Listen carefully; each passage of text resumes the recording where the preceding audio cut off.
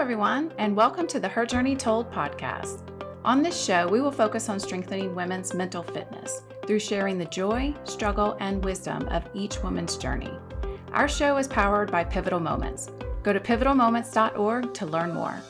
Hello, and welcome to the Her Journey Told podcast. This podcast is powered by Pivotal Moments Media. I'm your host, Sandy Ludden, and I'm super excited. We're launching a new series about women helping women. And I think that's so important that we talk about each and every one of our journeys and how we can help each other along the way. And for me, helping each other really is sharing that journey and what we've been on and what we've been through so we can learn from one another. And I also see, sharing as a form of mentorship. So I think it's so important that we have these forums and can talk to some really amazing people and share those stories. And I have my guest today, Tina Fox, who is also a huge fan of mentoring. And I mean, this woman is so phenomenal. You guys are going to just love all the amazing things that she's done. But most importantly, it has been hugely successful corporate career and decided, you know what, now's the time to make the transition and do something on my own. And now she's a serial entrepreneur. And I love the fact that you're going to hear some stories today about how she's seen some really important needs and things that could really help elevate women and other people. And she just said, you know what, I'm going to build a business around this. And the best part about it is she just did it. And I love that. I think that's such a huge opportunity and inspiration to a lot of us out there who can, we see a need, but we don't always know how to act on it or even have the courage to say, I can do this. But Tina has done that. And you're going to hear more about her story today. She's a mom, she's a wife, she's a serial entrepreneur. She's also very proud of her Chinese American heritage. And I think that's so important to share. And so welcome, Tina. Welcome to the Her Journey Told podcast. Thank you, Sandy. It's so great to be here. And yes, I am proud of my Chinese American heritage. And anybody who's celebrating this month, May kicks off the Asian American month. So this is our month. Right.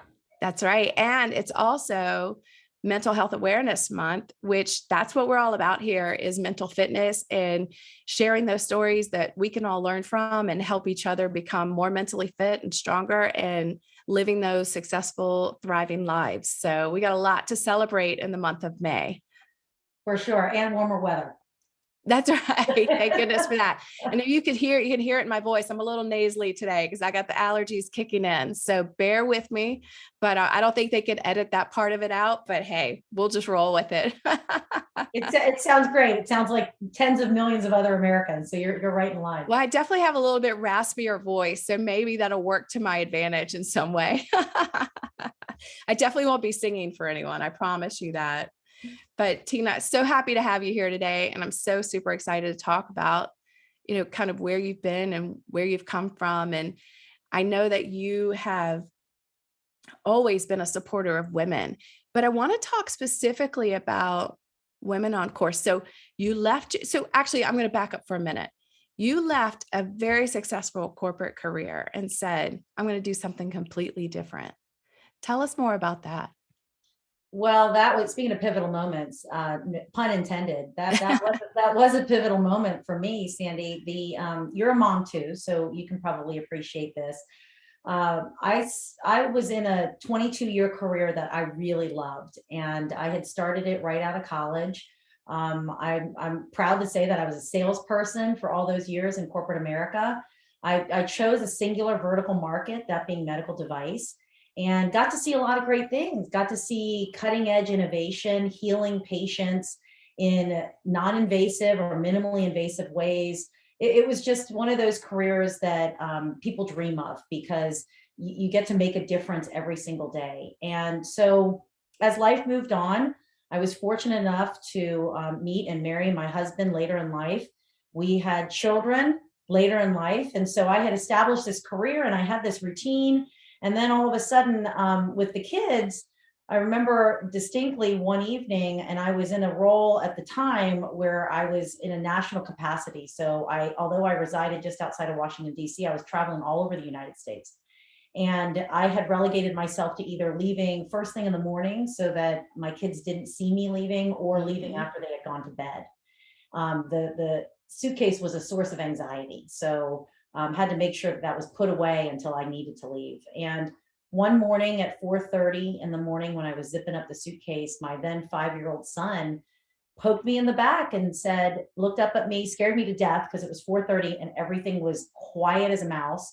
And I whipped around to see what was that. And it was him with these big green eyes, holding his little whoopee. He had made his way out of his bed.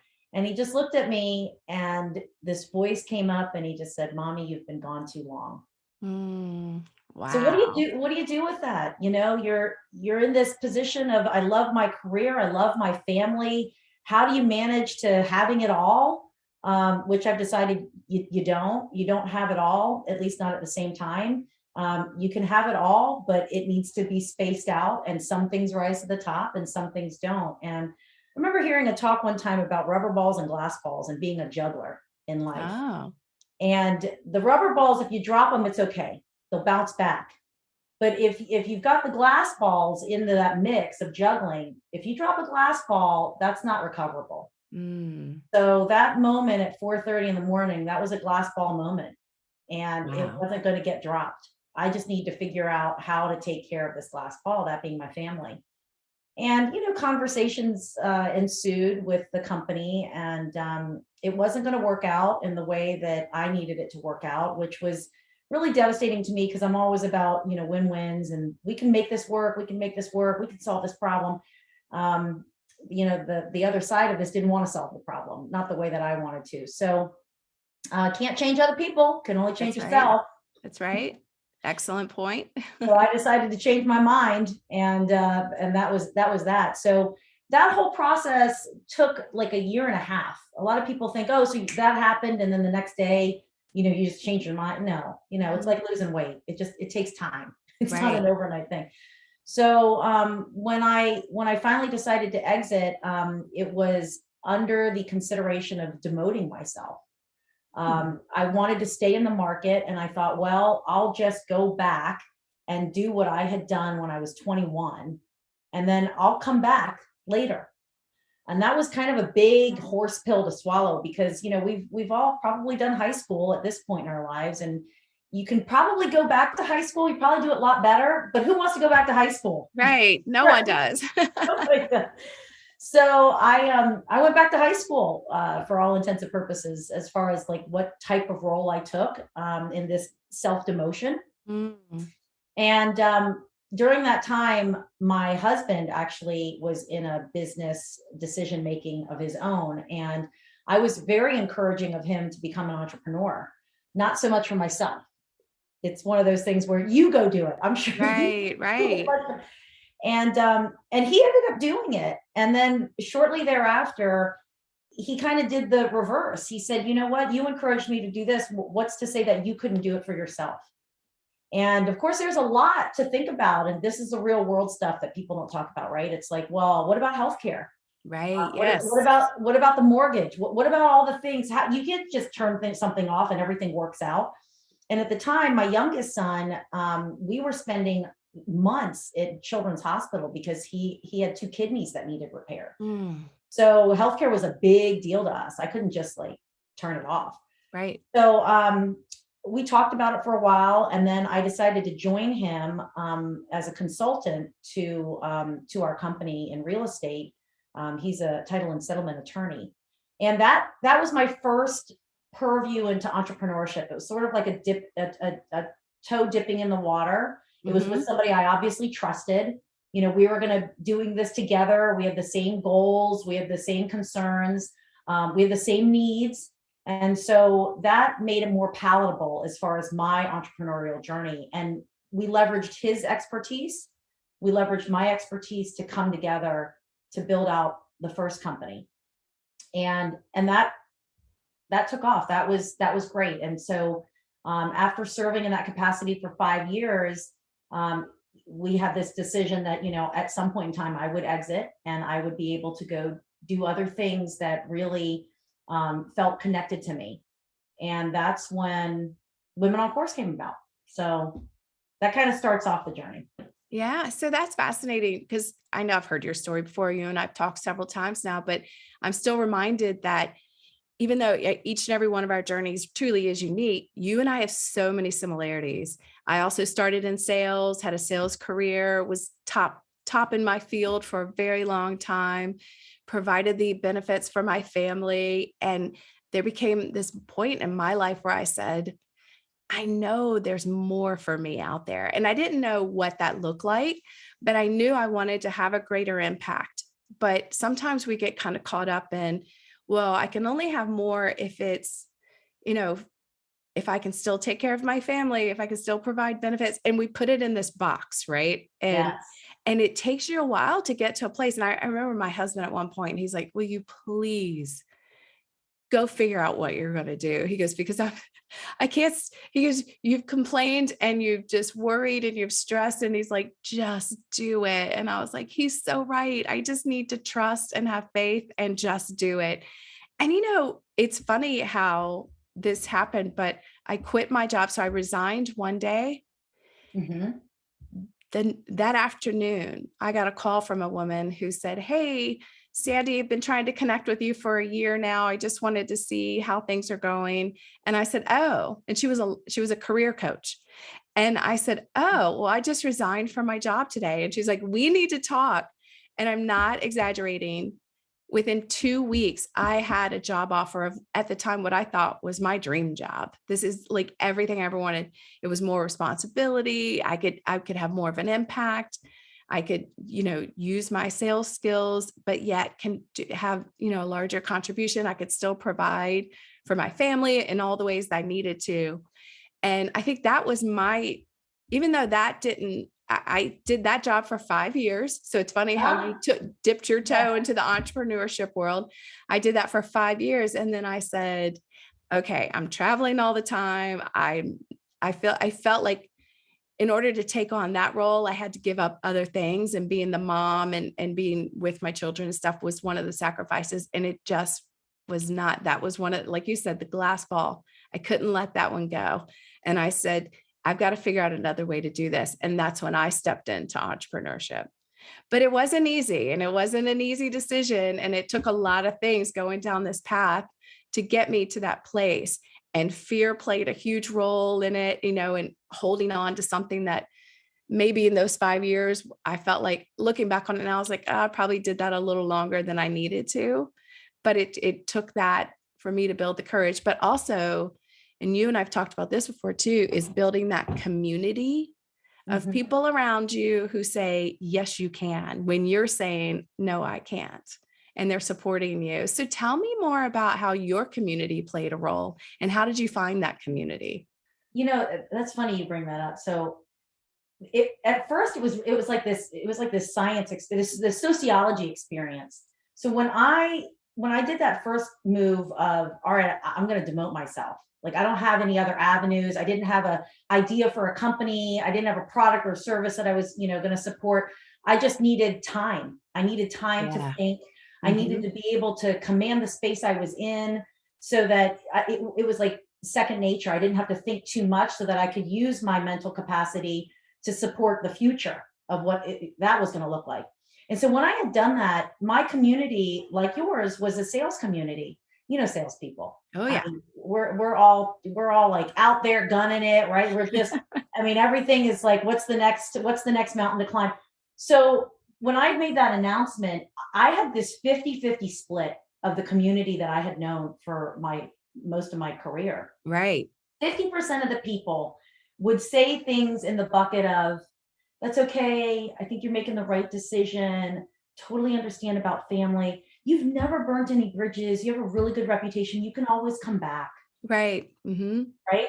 So they were, in a way, they were being very supportive. But what I was hearing in between the lines was, wow, like, that really stinks that you're going to have to do this change and make this sacrifice. But because you've done well so far, like, good luck to you, and we'll see you back later. Right. Right. And then there was this other 50% that was like, what are you doing? Where is that going to lead? And why don't you keep in touch with me? I'm really curious as to how this works out. They were rooting me on, but they were also freaked out that I was doing this crazy thing in their mind. Right. And they never said, come back. they always said, go machete wherever you're going to machete, figure, and then tell me how to do it. Ah, interesting. And most of the people I worked with were men, which was another Yeah. cool dynamic, because I had always seen them with a lot of bravado in sales. We all had Mm-hmm. that to a certain degree, but they were being very truthful in, I think, what they were revealing about themselves, in me putting out my vulnerabilities of my journey ahead, that being the unknown, that being this isn't working out for me right now, that being, I've got the glass ball and the rubber ball, and which one, Mm-hmm. they were really showing me who they were. And so I found that whole situation fascinating. And to this day, I can even look on social media and I can see who still follows me out of the curiosity. And I see how it impacts them, because I see the things that they're now trying. And so in some way, I feel like, well, maybe I help spark something for my male counterparts too, which I know this is a Right. Her Journey podcast, but I thought that was pretty cool. That was my community back then. My community, of course, changed over time, Mm-hmm. and it's gotten a lot smaller, but that has also given me tremendous focus, which isn't so bad. So I don't know about you. I mean, like, what about you when you went through that? Did you have people saying the same thing to you?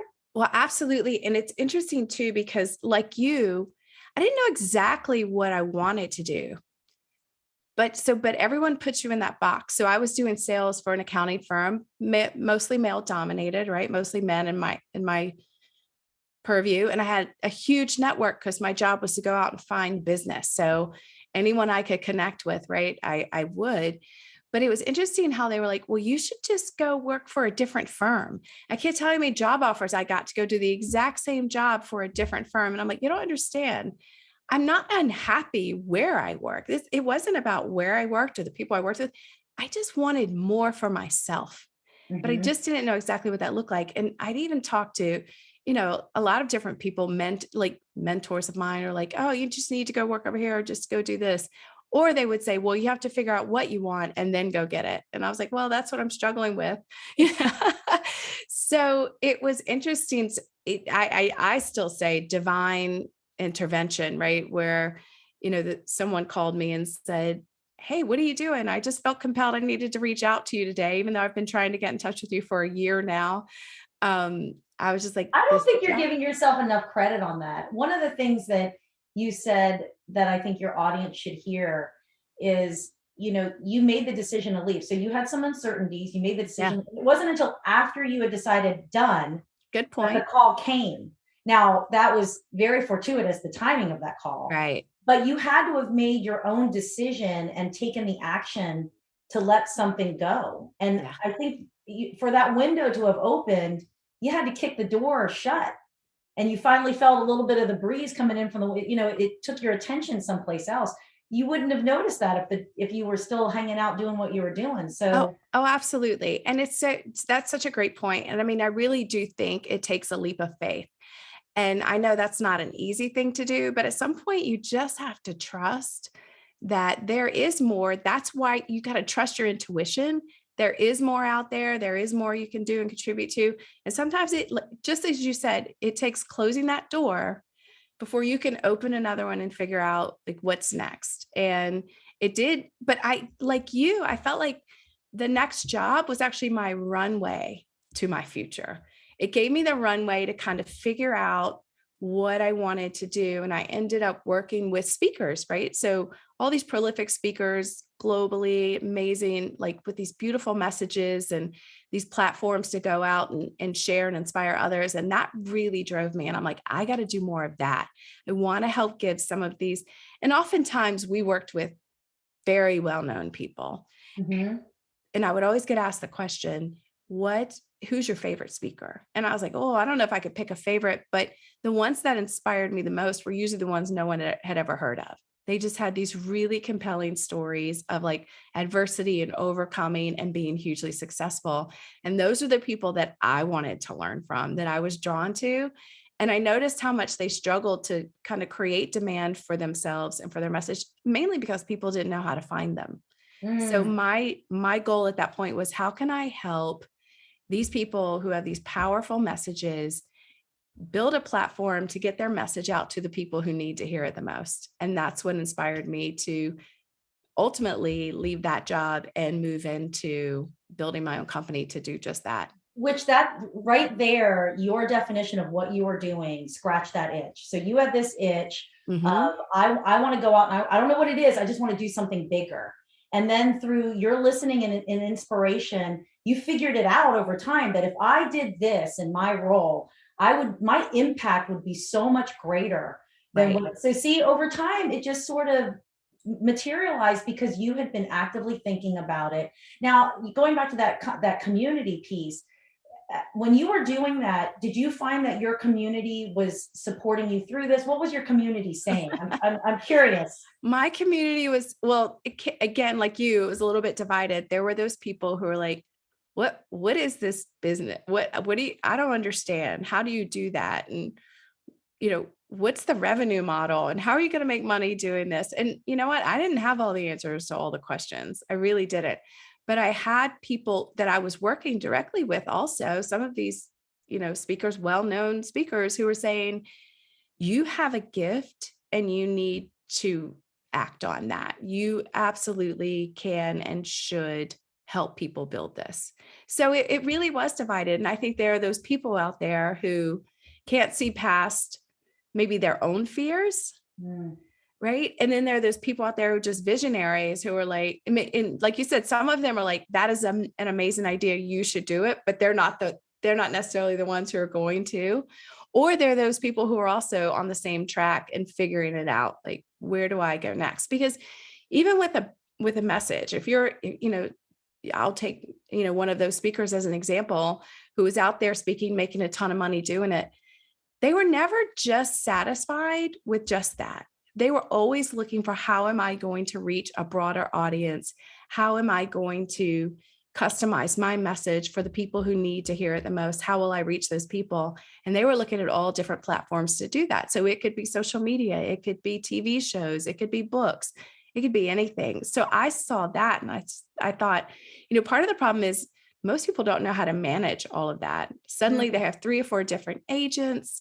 I've got to do my social media, which we all know can be completely overwhelming just to manage your own personal social media, but to actually use it as a platform to get your message out to the people who need to hear it the most. There's a skill, there's art, and there's a strategy behind that. So how do you bring it all together?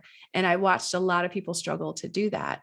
So again, going back to that community, I think like you, I saw a need and I thought there's a need here, but a lot of people didn't necessarily see that as a perceived need. They were kind of like, I don't get it. But That's so I call that like tuning your frequency. So yeah, it's not that if people weren't on board, all of a sudden you're going to say, well, you're dead to me. I mean, if you're right, not on the right, same right, path as me, well, then forget about it. You might as right. well.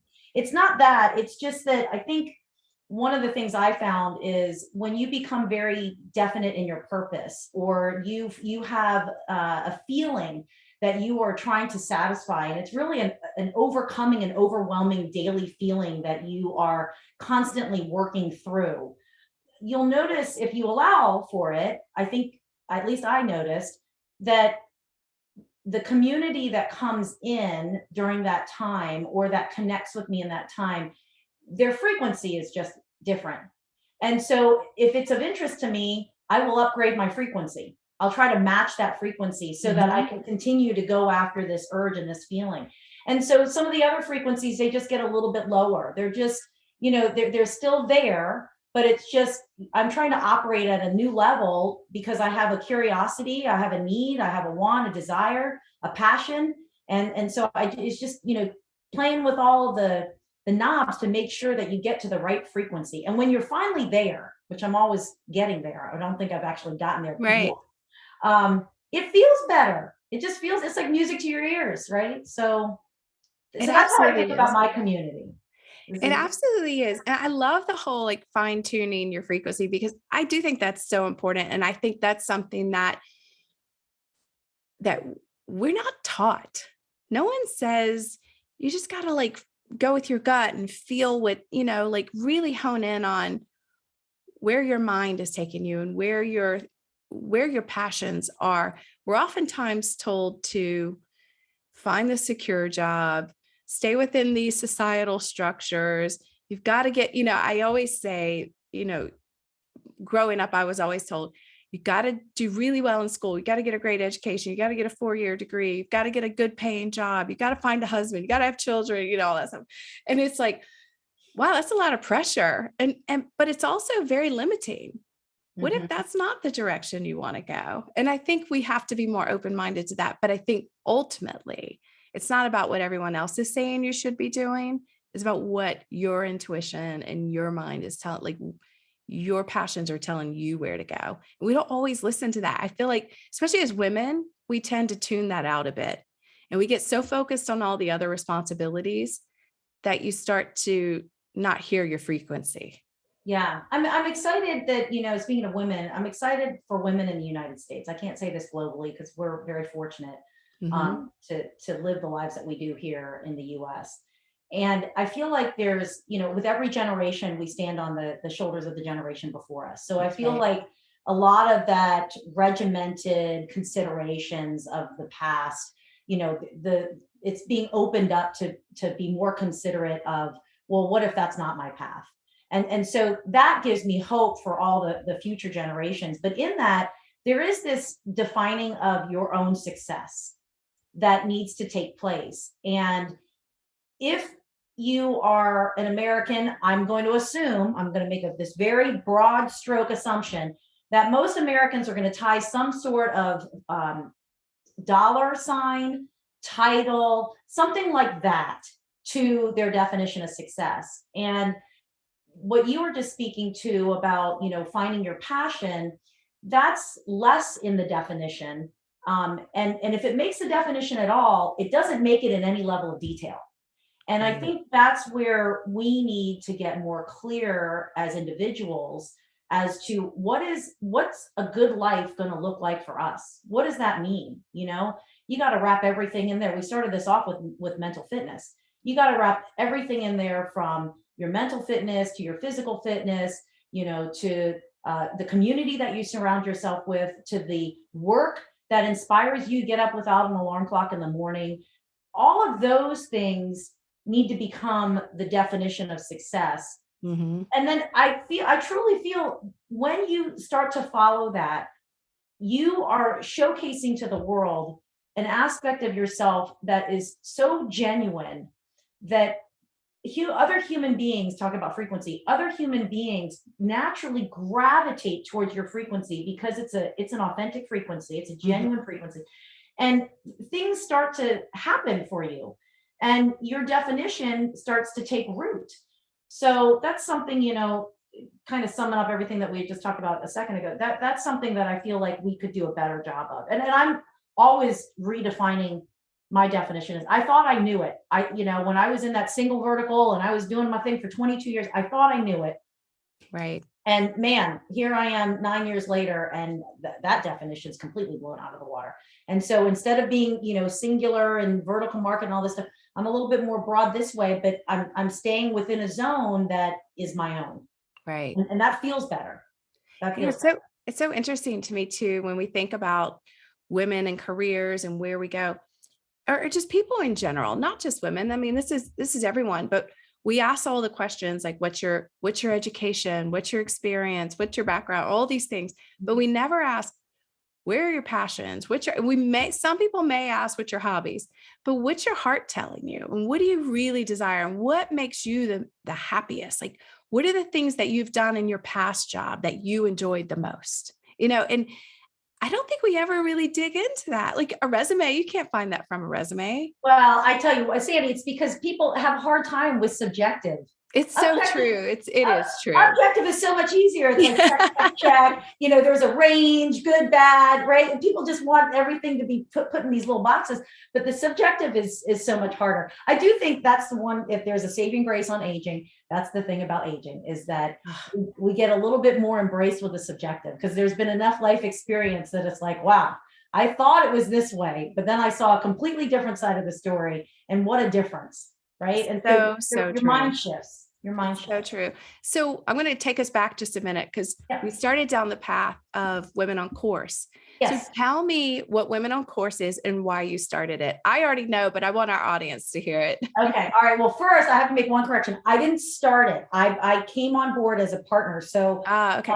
so Women on Course, what I started in my first company with my husband. So Cobalt Settlements is our company. Okay. And what I had noticed was, and this goes to very early on when you said there's a need, fill the need, fix the problem. Right. So that is very much a part of my personality. So when I started with Cobalt, and I had a career primarily full of a male audience, right? I had male supervisors, male peers, male customers. When I got into real estate, there's all the women. Like there were That's a true. lot of women that I said, oh, that's where you've been hiding. I didn't know where y'all were hiding.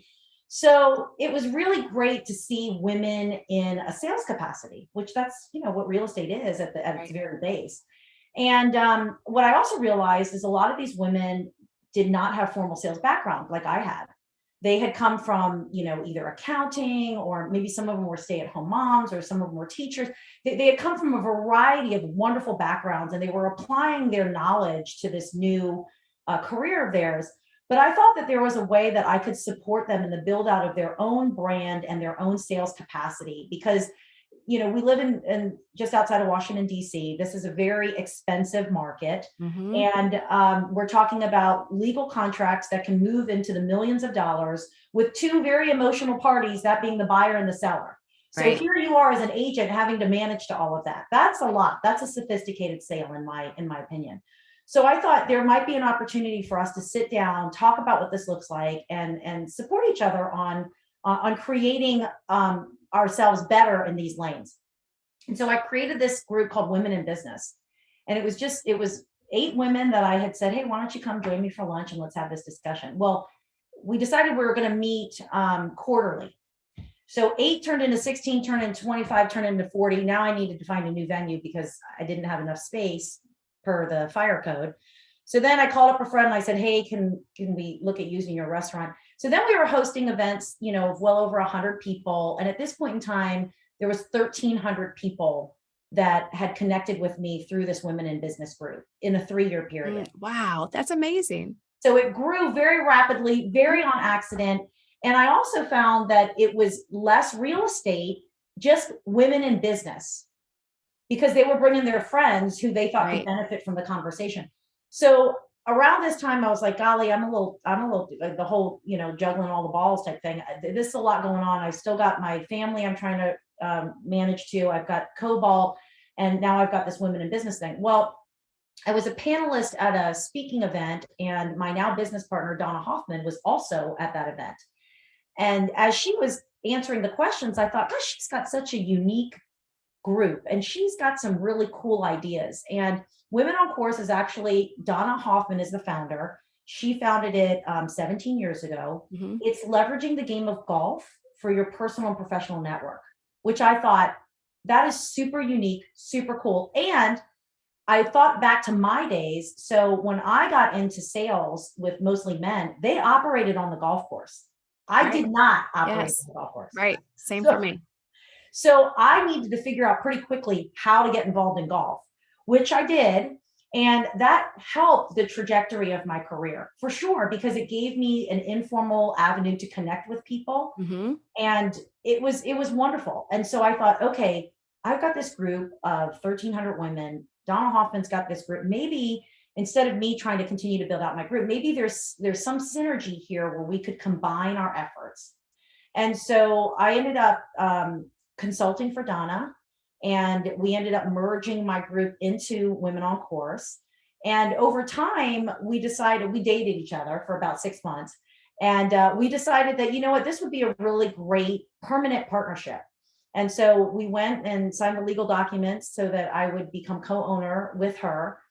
And the idea was, although we have a membership base to which she's been operating very well for a number of years, we really wanted to reach out to corporate America and to the women in corporate America, much like myself, who wanted to get connected on course. Maybe their companies were going to sales meetings always at some beautiful golf course, but the women wouldn't participate. Or maybe they were doing some tournaments for charity, or maybe they have clients that they want to connect with on course. Women on Course serves as that entry place for anybody. I don't care if you've never swung a club before. It's okay. Right. You can come in. We will take you through our models and take you through our events, and we will get you course ready so that you can go out and create your own community through this informal network. And that's been going along for several years. We've worked with companies like HSBC. We're currently working with Freddie Mac. We work with lots of different attorney firms, lots of different banking firms. Golf is prevalent in all of those areas. So we're very excited to continue the growth of that. And that's really my function at Women on Course, is to support the growth of the corporate side of things. And we do a lot with ERGs too, employee resource groups. So I'm going to flip it around for a second, because I actually had an opportunity to attend a Women on Course event, actually multiple times. And I'm not even sure if I told you this story, but again, being in the accounting world, mostly male dominated, all of our partners were out, golfing with clients and doing this. And, I was always at golf tournaments, but I was always like the volunteer on the sideline, right?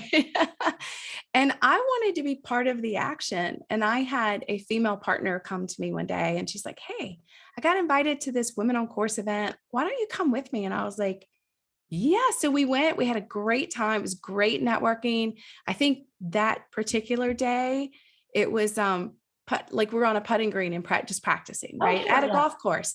And it was amazing. And I met amazing. And there were women there I already knew that I didn't know that were, into golf or wanting to be into golf. And it just created this really fun afternoon for us. And so we did that several times. It was so much fun, but it also gave me an opportunity to connect with this female partner in my office. Let's be honest. Outside we both were mothers and things like that, but it was very much a business relationship, and our relationship deepened, and we actually had a better partnership. I've been on the sales side, and my job was to go out and find new clients for her. Now I better understood who is the right fit as a client, because not everyone's the right fit. That's part of the sales. It's not just selling service, it's selling the team, especially when it comes to consulting and things like that. So I got to know her on a deeper level. We got to build a network together. And then I stopped being the volunteer on the golf course and actually started playing in the tournaments. So it works. And I gained so much confidence around that. And I was in that job for almost 15 years. So you can imagine my job was to get to know CFOs and, people at the highest level. Most of the time they were men, and most of the time they were golfers. And it's, it's just there, but it gave me confidence around that, and actually ultimately helped me to do my job better. So you did not tell me that story in all the conversations that we had. I can't believe you didn't mention that. Well, we've had so many awesome conversations. There's just so much you could pack in and in those moments. Well, that's exactly. So you are the perfect meme for that. For all the right reasons, especially the building confidence. I tell you what, there is no bad day on course. I don't care where your ball goes during the day. There is no bad day on course. You've got manicured greens, you're outdoors. It's absolutely gorgeous, and you're getting work done and you're connecting with people. So there's just, it's a great time. So that's why I decided to dedicate my time to Women on Course, because for me, all those years, Women on Course was the logical women empowerment opportunity in a super unique and fun avenue. And so it made all the sense in the world. And Donna Hoffman is a dream to work with. She's a visionary. And I always say somehow pixie dust just surrounds her. And I'm always trying to get some pixie dust on me, because magic just happens. So we have a lot of fun together. We have a lot of fun together. It's so funny that you said magic, because the reason why I wanted to launch this series, Women Helping Women, and really highlighting that, was because when I find that when you get two really smart, powerful women together, individually they're great, but together it's magic. It's truly magic. And I look at, I'm a big fan of the home edit. I love to be organized. Oh, yes. I'm not that organized, but look at those two. Wait a minute, your Oreo cookies are not stacked. I don't have everything color coded by rainbow or anything like that. Most things aren't labeled, which is why I have at times put powdered sugar in things that called for flour. I'm just saying, but I love the thought of being more organized, but I look at that and I see the magic that comes from that. And I think that's just something that was something for me. I really wanted to highlight and have people talking about. And like for women, let's all find our magic. Like, let's find that person who has the pixie dust Amen. that makes us even better than who we are alone. Right. I love the thought of we're so much more powerful together. So let's find ways to work together. And I want to kill the stigma around, women not supporting women and women being their own worst enemies.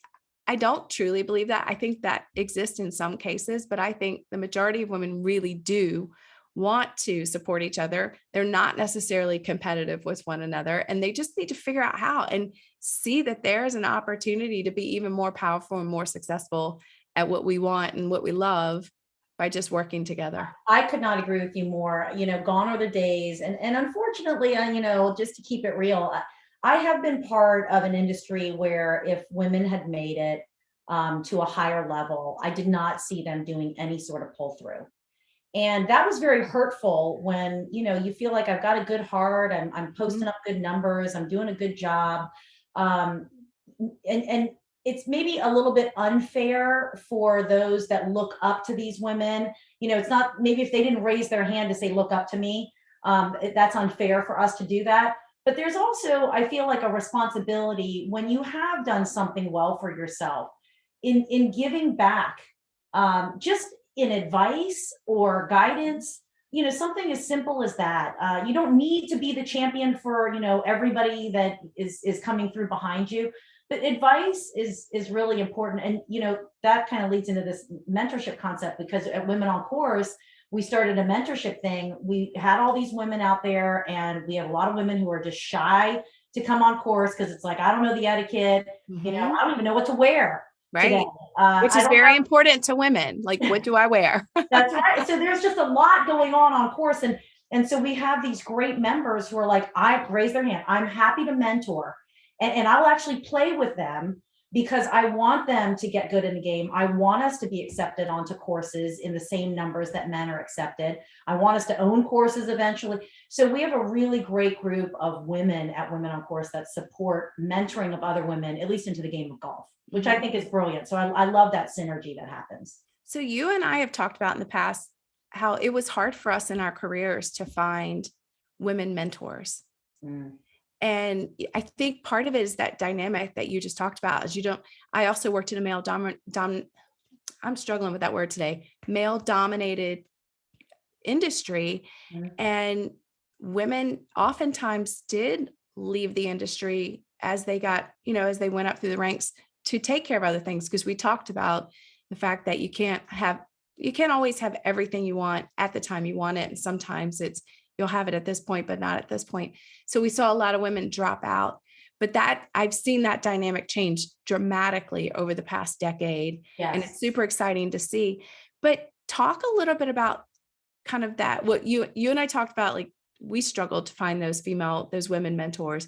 So tell me more about what you're doing now and what drove that. Yeah. So the mentorship concept just kind of played heavy in my head. And a lot of things that happened in my life is because I had an interest and I volunteered time, right? So I had an interest in supporting women in the sales capacity for real estate. And I decided to volunteer time, bring them together for lunch. I paid for the lunches. I mean, so it was, this wasn't a money-making thing. I just really wanted to help support other people, and that kind of matriculated. Well, then with what I'm doing now, a few years ago, I had met an old college friend out for coffee one day, and she mentioned to me, how come you don't go back to the university and support the university? And I said, well, no, I've been back for a homecoming. It's like, no, not a homecoming, you dummy. She said, no, you need to go back with everything that you've been doing. And you need to go back. You need to go teach a class, speak something. And I was like, really? They want us to do that kind of stuff? She's like, yeah. I said, nobody's ever called me. She goes, they're busy. They're busy running the university. You just need to go apply yourself. So she plugged me in with a friend on campus who I call the switchboard operator, because once you get plugged in with that friend on campus, she connects you with everything. So I ended up teaching some classes. I befriended a professor, a woman named Carol, and Carol, she's just such a kind-hearted human being. And we really got along, and I would support her classes. So she was teaching all this stuff in entrepreneurship, and then I would come in as a speaker to kind of give the real world, this is what happens, right? Good, bad, or indifferent. And so we had a nice like juxtaposition. And Carol says to me one day after class, she's like, I really enjoy working with you. Thank you for coming down and judging certain things and talking to class and stuff. She said, but I feel like you could do more. I was like, of course your radar goes up, like, what? I was just like, oh my gosh, I'm trying to parent these two kids at home. I'm trying to help support COBOL. I was like, we just got a lot of stuff going on. There's no more blood coming out of this tournament. So, but it was one of those things where when you have such a kind-hearted person say to you something, your ear picks up on it. And so it was what I thought about when I went to bed. It was what I thought about when I got up in the morning, when I was in the shower. I was like, what does she mean by doing something more? So I thought about my own life. And you mentioned earlier that I'm a proud Chinese American woman. And so my mother is from China. And my father is a military, retired military US Army colonel.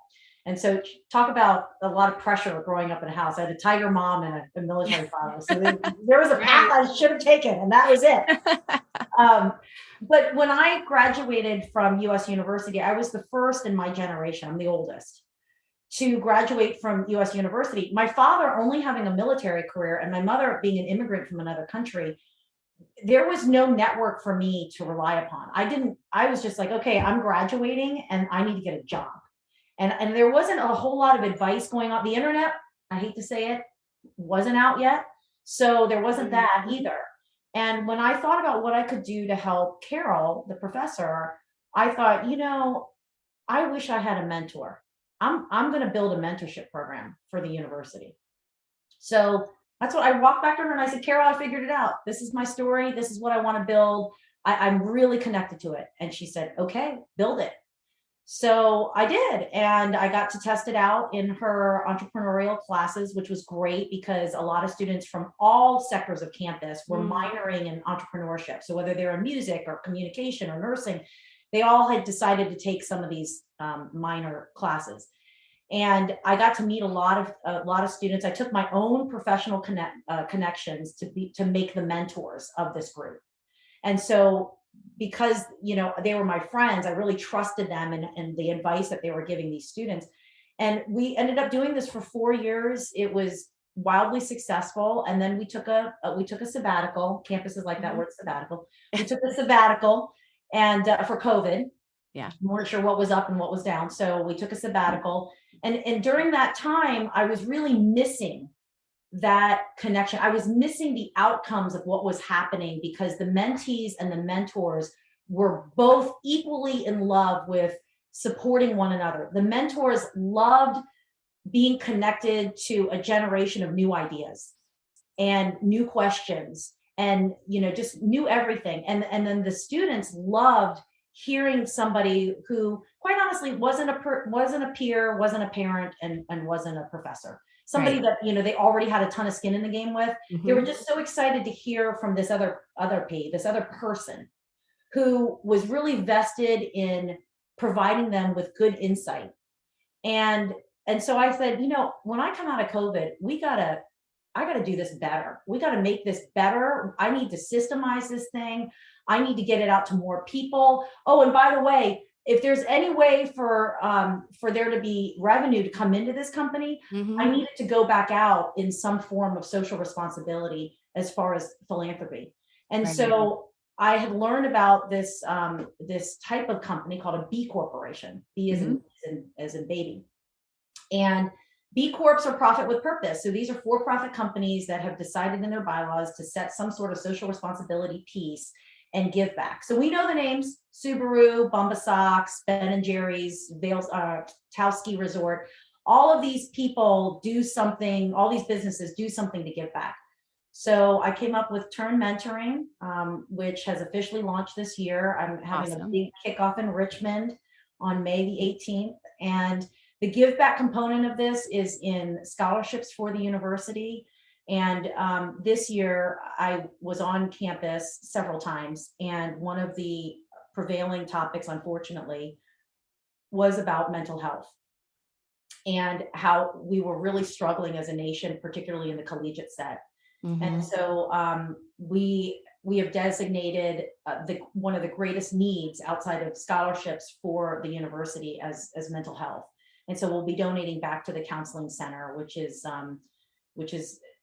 just inundated with requests on a daily basis. And so I feel as though it's timely. It's probably, of all the things I've done, Sandy, it's probably the frequency that I need to be on. It's finally arrived. I'm finally getting into, everything has been awesome and great and has tremendous meaning to me. But this frequency, I'm just riding this wave as long as I can. So we'll see if I can make a good impact on this one. I love how life is just such an evolution. And I think when we're younger, we're so focused on a destination and getting there. And I've got to look like this, or I've got to have that title, or I've got to be making this much money.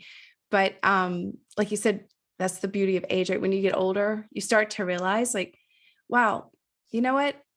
I had to go through all those periods of my life, all those waves in order to get here to make the most impact and have purpose in my life. And I think that's so beautiful.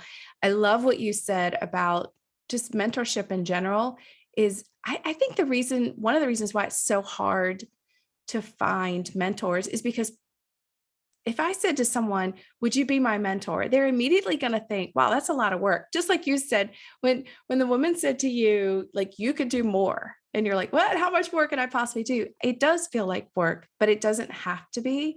That's right. And I think it really can be as simple as sharing our stories or finding that community that you can connect with and, learn from, but also give back to in your own learning.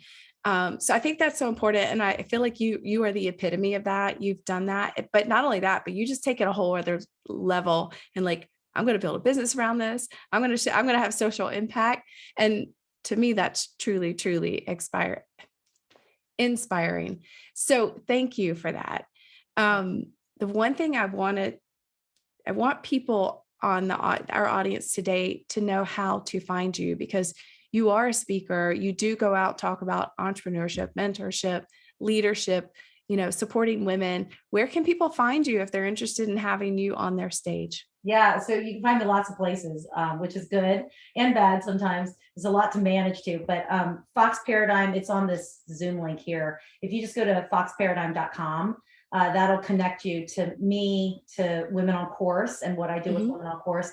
And it'll also connect you to Turn Mentoring, which Turn Mentoring is going to be spinning off to its own web app as well as its own website in the next couple of months. So that'll just be a landing page. But if you go to Fox Paradigm, you can find me. You can find me at LinkedIn, Tina Fox, Fox Paradigm on LinkedIn.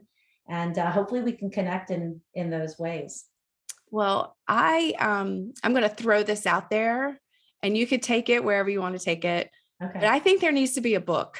I feel like I need for you to write a book. You're being Carol. What did I say about the turnip? I know lots of people who could help you do that, but that's neither here nor there. I really do think I love your story. I want to find more ways to share it, first of all. But I also feel like you need to come back because this is only a piece of your story. Oh. And I know that you there have been a lot more elements that have gotten you to this place as well. And I want to explore some of those. So this is my invitation to you to come back at a later date and we'll explore some of those other topics too, if you'll come back and join us. Anytime to chit chat with you, Sandy, I'd be more than happy to do that. I'll start thinking about the book. That'll be the thing that I'm thinking about in the shower, I suppose. No pressure, no pressure. You got plenty of time. I'm just saying, but I do think there could be some great demand for that. So we can explore that more further. You're very kind. See, you're upgrading my frequency just by so yes, thank you. We all need cheerleaders in life, and Sandy, you're being one for me right now. So thank you. Well, you've given us some really, really awesome insight today, and I'm so thankful to have you on the show today, and so appreciate it. And so again, like I said, we got to have you back. Well, I'd be happy to. Thank you for all your time today. Best wishes and wild success to your audience. I hope to connect with them at some point in time. Awesome. So thank you all for listening. You've been here with Tina Fox, and she gave you all her information, and we'll share all that so you know how to find her. And again, you've been listening to the Her Journey Told podcast, powered by Pivotal Moments Media. And stay tuned for more shows coming soon. Thanks.